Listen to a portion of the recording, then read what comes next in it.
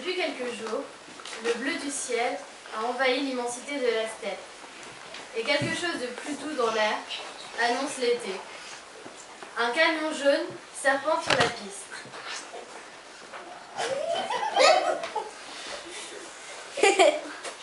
Et arrive enfin au campement. Nansa, le cœur battant, en descend.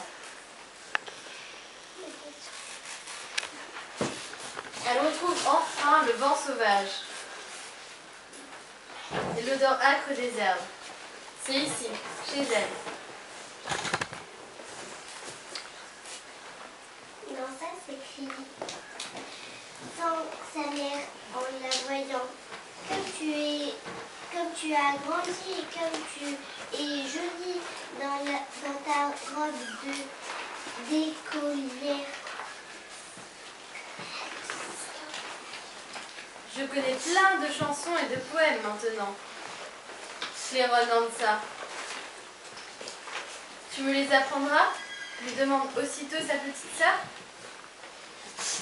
Oui, Nansa lui apprendra. Et en secret, elle lui chantera.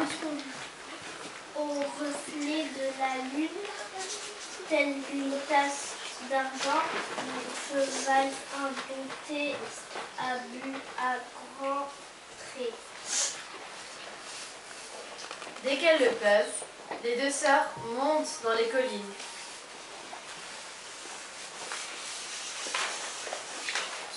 Arrivées là-haut tout essoufflées, elles s'allongent dans l'herbe pour rêver.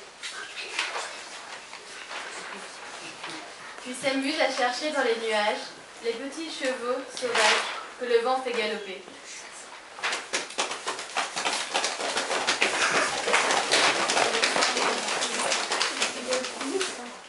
Nansa aimerait rester ici toute sa vie, près du vieux volcan de Korgour. Elle gardera les yaks, les fera boire à la rivière et s'occupera des agneaux au printemps.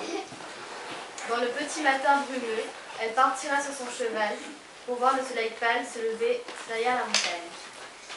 Et le soir, assise sur les tapis de laine, elle dessinera page qu'elle aime. De loin, la petite fille entend la voix de sa mère. « Va donc chercher des gousses de yak pour alimenter le feu de la cuisine.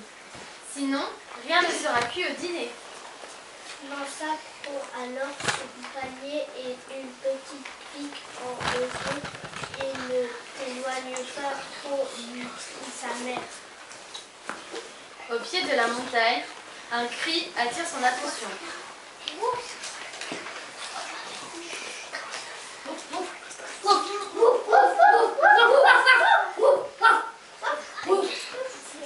Nansa s'approche doucement, intriguée. Deux petits yeux brillent dans l'obscurité, comme deux étincelements d'étoiles. Un petit chien jaune au museau foncé lui sourit, étonné. « Viens, dit Nansa. Allez, viens !» Timidement, il sort de sa cachette, s'approche et bizarrement semble la reconnaître. D'où viens-tu, petit chien? Tu sembles abandonné. Veux-tu être mon ami? Je t'appellerai Tatoué. Nansa est si heureuse. Rien ne pourra contrarier cette nouvelle amitié. Quand elle rentre au campement, toute la famille se réjouit, sauf son père. Cet animal est sans doute un chien errant, vivant parmi les loups et habitué à attaquer les troupeaux. Il peut porter malheur, et il le chasse sans la moindre tendresse. Le cœur serré. Nansa, regarde, Tatoué. Ce chien semble tout comprendre et lui donne une idée. La nuit venue, elle le cachera dans l'enclos des moutons et des chèvres. Et demain, quand son père ira vendre les peaux des bêtes en vie, elle s'amusera avec lui dans les autres herbes. Au petit jour, Elle entend la moto de son père qui s'éloigne dans la steppe.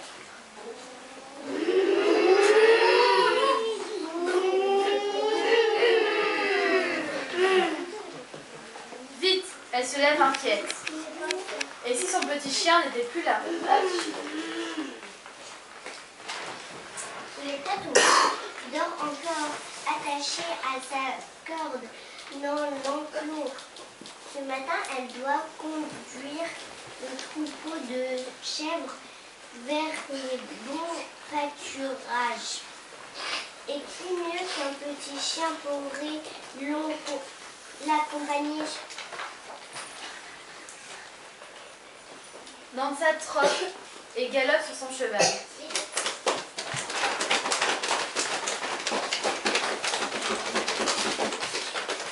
Son ami à ses côtés. Ce chien est incroyable. Il semble rire à chacune de ses pensées.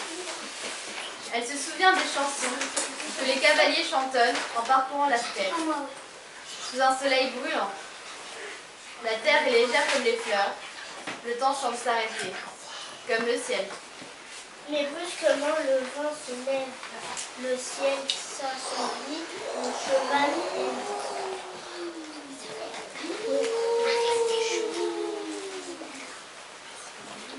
le cheval et le chien ont vu monter le vent du diable.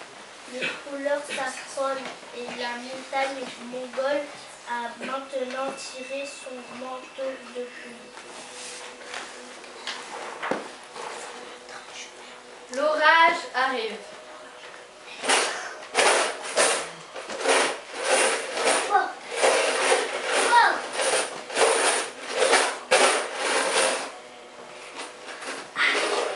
Il faut se mettre à l'abri, au plus vite possible. Mais où? Tatoué, aussitôt, lui montre le chemin sans hésiter. Il l'emmène vers une yourte isolée au pied de la colline. En arrivant, Nandsa aperçoit une vieille femme en train de prier. Elle lance au ciel 9 cuillères de lait pour apaiser les esprits. De la terre dans la douceur de la yourte, elle accueille Nandsa. D'où vient ce chien? Demande la vieille femme. Je ne sais pas, avoue Nandsa étonnée. C'est peut-être le chien jaune alors. Il y a très longtemps, sur cette steppe, vivait une famille très riche. Un jour, leur fille unique tomba malade. Son père alla trouver le chaman, qui lui ordonna aussitôt de se débarrasser de l'animal pour que sa fille guérisse. Mon chien jaune? Mais pourquoi se séparer de lui? Il garde mes troupeaux. Mais il reprit. La santé de ma fille avant tout. Comme il aimait trop son chien pour le tuer, il le cacha dans la montagne et tous les jours, en secret, il partait le nourrir. Étrangement, depuis que le chien jaune n'était plus là, sa fille allait de mieux en mieux et elle finit par guérir. Alors elle a guéri grâce au chien jaune. L'intérêt en sort. D'une certaine façon, oui, répond la vieille femme au chant. La tête, les signes des dieux sont parfois bien étranges. Sur le chemin du retour, Nandsa promet de ne jamais abandonner Tatoué. Devant la yourte, son père l'attend. Nandsa, je t'ai dit que je ne voulais pas d'un chien errant. Tu dois t'en débarrasser. Demain, on lève le campement. Les yeux de Nandsa se brouillent, comme l'eau du lac près du vieux volcan.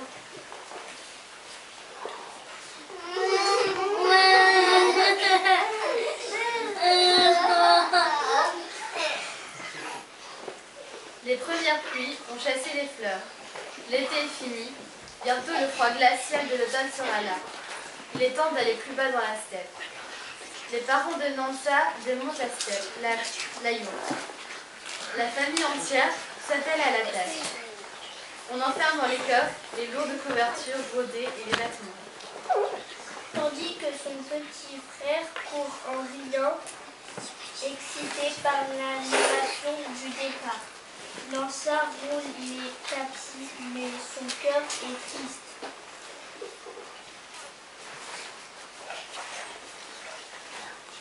Bientôt, les yaks seront prêts pour tirer les lourdes charrettes. Tatoué, attaché à son piquet, a bien compris ce qu'il se passait.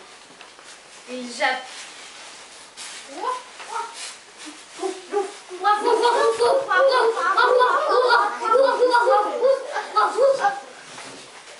Et tire sur sa corde pour rejoindre Nansa et son petit frère. Leur mère remercie les esprits de la terre en versant du lait à l'explosion de la joue.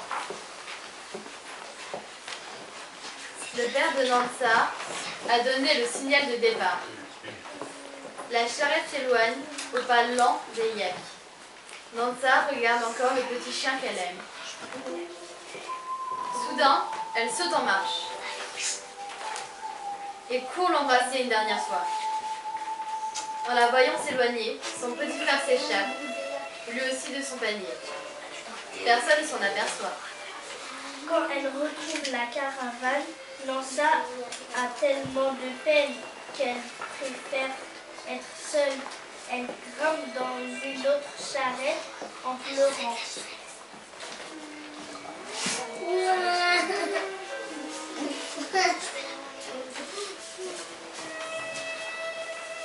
Son père à l'avant encourage les yaks et sa mère trotte sur son petit cheval. Du campement d'été, au pied du volcan de Corzo, il ne reste plus rien. Que l'herbe piétinée et jaunie. C'est tout, tu l'avais mis par Et un cheval attaqué à son piquet qui hurle à la mort.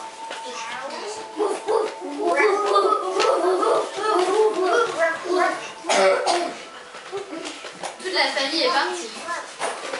Mais un petit garçon, au milieu de la steppe, regarde les grands oiseaux lugubres et sombres. C'est le frère de Nansa. Le chien semble danger. Ses yeux affalés cherchent en tous sens à prévenir quelqu'un. Les vautours ont vite repéré leur proie. Déjà certains volent. Déjà certains volent en cercle au-dessus de l'enfant. Bec en avant et serre grande ouverte. Et leur ronde inquiétante le terrorise. Tatoué tire de toutes ses forces sur sa corde. Tire, tire. Elle l'étrangle, il suffoque quand, enfin, le piquet cède.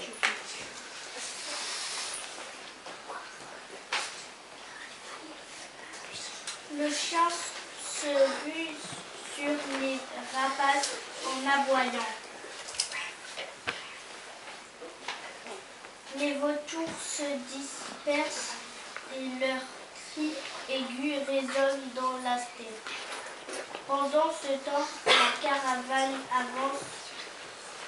Quand Nansa s'aperçoit que son frère a disparu, elle alerte ses parents.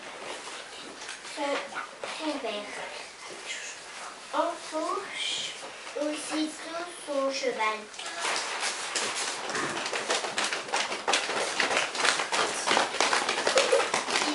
Il galope à bride abattue.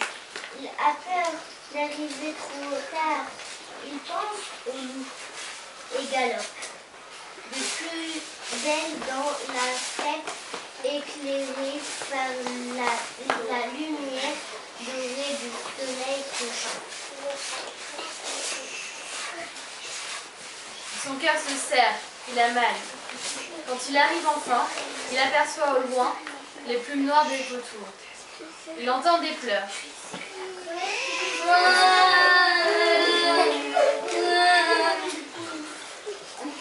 Et aperçoit, près de la rivière, son fils assis dans les hautes herbes. Le petit chien de Nansa est couché à ses pieds.